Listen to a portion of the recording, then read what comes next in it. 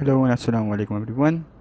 In today's lecture, we're going to talk about uses of break-even analysis and limitations, as well as how we particularly use break-even analysis for launching a new product. So let's begin. The first use is that it indicates break-even levels of production. Of course. It also indicates the margin of safety, that is how much sales will fall without falling into loss. So if, as we discussed in the earlier example, that a break-even output is 400 units, 650 is our current output, so we can lose 250 further sales before we start making a loss. That is the margin of safety. It is also a useful indicator of the impact of a price decisions. That is a marketing decision to increase a product's price. Break-even charts can be redrawn to show potential new sales situations. Like we discussed earlier using this chart, that what if there's a rise in selling price or a fall in selling price, we use that to redraw the sales revenue line and saw how easily we could find the new break-even point. It is a simple. It is also a useful indicator of the impact of an operations management decision to lower variable costs with new equipment. That also we saw by changing the total cost line, that okay, if a variable cost line change, that means a total cost line changes, and how does that pivot upwards or pivot downwards depending on the variable cost. So if the variable cost falls, that means it pivots upward, it pivots downwards, and if it increases, that means it pivots upwards. So the greater the total cost line, then that means the more time it takes for the product to break even. And we already discussed that on previous lecture, how we use that.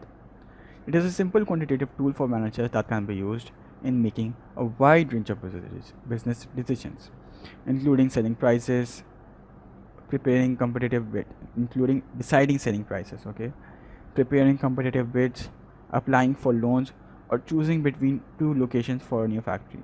So if you already know that okay, this much is a fixed cost that we need to pay for when our output is zero, so we can understand how much loan we need, and we can show the business, the banks, the lenders a break-even chart, so that they can understand that okay, this business is capable of, okay, it's not that much of a risky business. So it like ensures the bank, gives them a safety somewhat, that okay, like they are confident in the business and they give you the loan. And it's also used for choosing two locations for any factory. How? Of course, we need to look at the cost and revenue potential that we gonna get. So if we can say location A, location B, let's say location A has lower cost, location B has location B has higher cost, but location A has lower output capacity. Like you know that we can't make 750 sales, we will make only 500 sales, but in location B we'll make more sales, but the costs are also higher. So using that information also, we can redraw the break-even analysis points by just shifting the cost lines and the revenue lines and see where is a break-even point.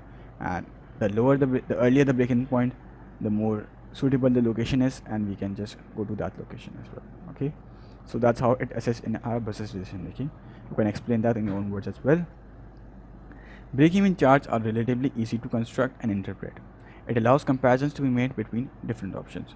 So as we saw how much easy it was to construct a break-even chart, we just constructed it in our previous lecture, and we interpreted it easily as well.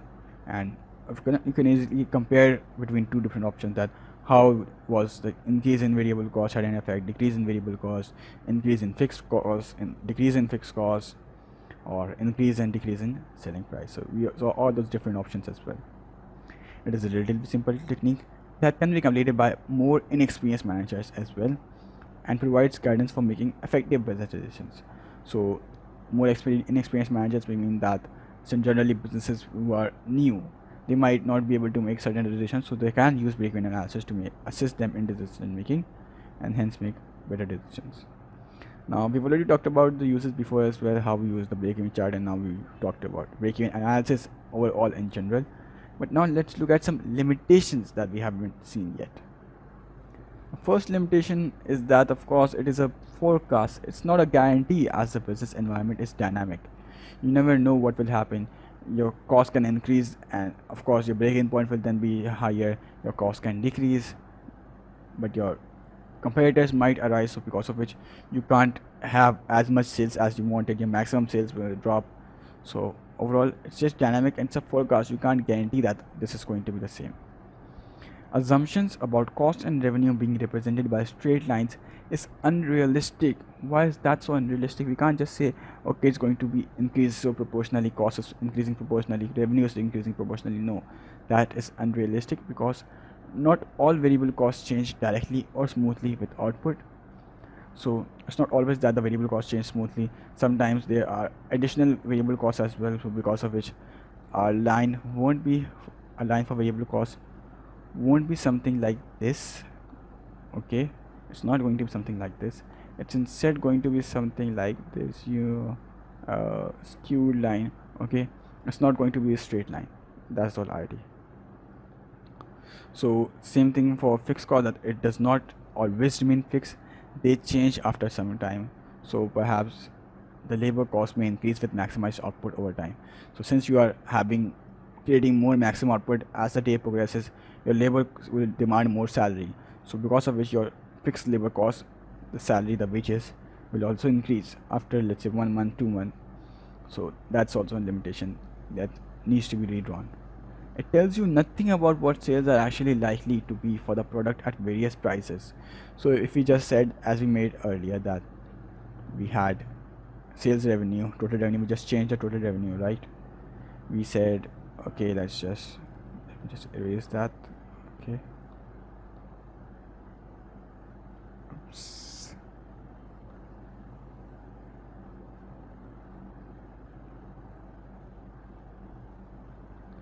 Yeah, just a minute.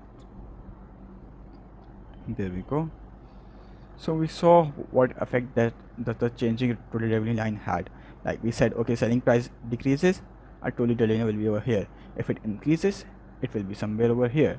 So as you can see, the break-even point is also changing. It's over here now.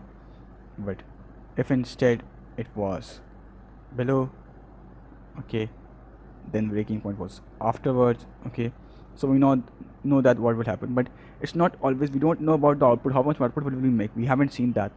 It's perhaps that when we make this low, when we make total revenue lower, perhaps we might be able to make more sales, because as selling price decreases, your demand increases. So perhaps this will go more further. Okay, let's just draw that as well. Like, what I'm trying to mean is that this might go somewhere around here as well. Okay, so with that, and if a total cost, if I extend the total cost line over here,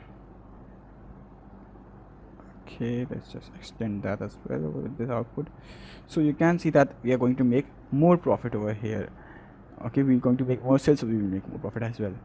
But if we went with this option instead, then perhaps we won't be able to make as high of a profit, and our sales might go reach only up to this point.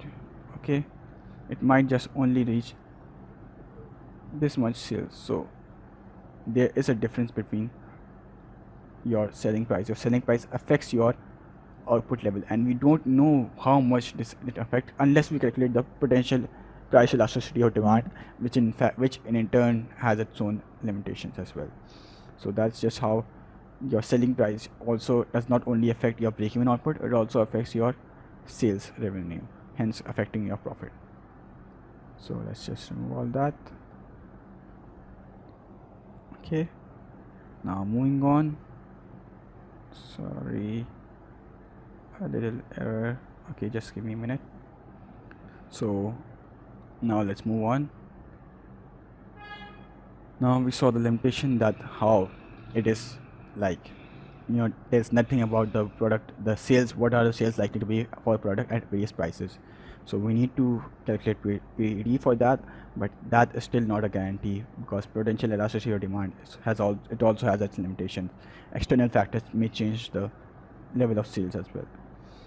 So that's that. Moving on, not all costs can be conveniently classified into fixed and variable costs. So what do we mean by that? Well, this is where semi-variable costs come in. What do we do with that? Will we include that in variable cost or fixed cost? Well, we can't just easily make that decision, can we? So this will make this technique more complicated. Semi-variable cost, for example, the basic wage of a salesman may be classified as fixed cost, but the commission earned will be variable cost, as it varies with the level of output. Hence, it is not easy to classify it as either one of those. The break-even analysis assumes all output is sold, however, it is likely to have buildup of unsold stock and or wasted output. So we talked about the semi-variable cost is not shown over here, and we also talked about that it assumes all output is sold, right? We just said, okay, maximum output, that's a maximum output, but it's not always likely that you'll reach this maximum output as well. So we said this is a maximum output, right? We say, okay, if we make this maximum output, we have so much revenue and we can easily cross up break-even output.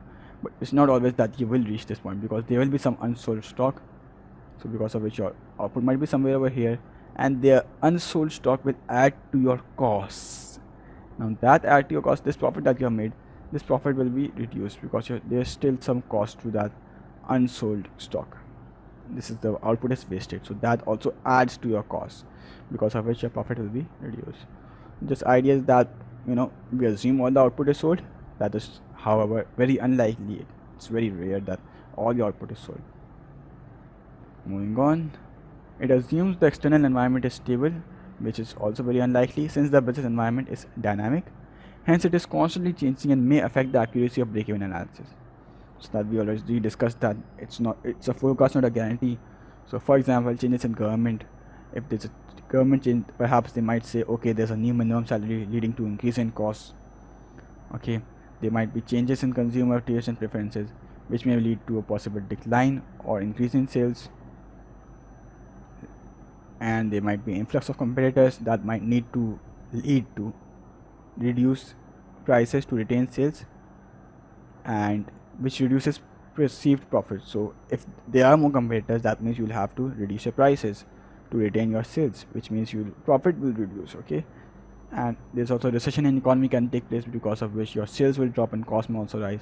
So overall, all these factors show that how it can negatively affect your break-even analysis, and how it can just take the accuracy of break-even analysis and just trash it. So the usefulness of break-even analysis depends on the accuracy of data. It is only a forecast. Managers have to assume a certain level of sales will be made at a particular price, that is perhaps by using potential elastic demand. However, inexperience may lead to inaccurate forecasts. A manager might say, okay, we'll make so many sales, but that might not happen because they might not be able to interpret the market research data that they had. So they might not be able to make a useful break analysis. So it all also depends on the accuracy of data. Even if we have accurate data, then of course the external environment is unstable. It is like dynamic, because of which it keeps on changing. Final thing of this chapter, using break-even analysis for launching a new product. We are short on time, so I'll have to do a speed run in 2 minutes. So for a business planning to launch a new product, it shows what output or sales the product needs to make before it becomes profitable to the business, based on the predictions of revenue and cost. So when we predict, okay, how much revenue will we make, how much cost will we incurred with this product, then we can understand, okay, should we go with this product or launch or not, will it be profitable or not. So it is reliant on accurate calculations of fixed and variable costs, of course, because this is the importance of accurate cost data. We've already discussed before that if you don't have accurate cost data, that means our break-even analysis will also be affected. This technique can be used to answer business questions when we are launching a new product, such as what is the potential size of the market, how should the product be priced, where is the break-even point. So all these questions answered, we can understand if we should go ahead with the product, launching the new product or not. It helps to judge the viability of the new product and hence aids the business in making the important decision to go ahead with the launch or not, as I just said. It also helps to understand the level of risk involved in the launch of the new product and decide whether to take the risk or not. So perhaps it may say that, okay, the break-even output is much higher, but if we cross the break-even output, we will have a good profit. So should we take this risk or not? Okay, so that's also something that's over there. And finally, it also encourages the focus on keeping costs low by monitoring expenses and revenues. So if okay, we're launching a new product, we need to know how much cost, we need to minimize our cost to increase our break-even output, lower our break-even output, sorry. So that actually increases the business to focus on the cost, keep monitoring them, lower them, try to monitor them, lower them as well. So cost can change over time, so break-even analysis will need to be amended as well. Of course the cost will change over time because of some external factors. So if a business thinks it can achieve its preset profit by lowering cost and break-even chart, then it will be encouraged to do so. So that's the whole idea behind this point, that if you know that, okay, I can perhaps change the break-even chart, break-even point, lower it, then I will be encouraged to do so. So that's all. Thanks for watching, and Allah Hafiz.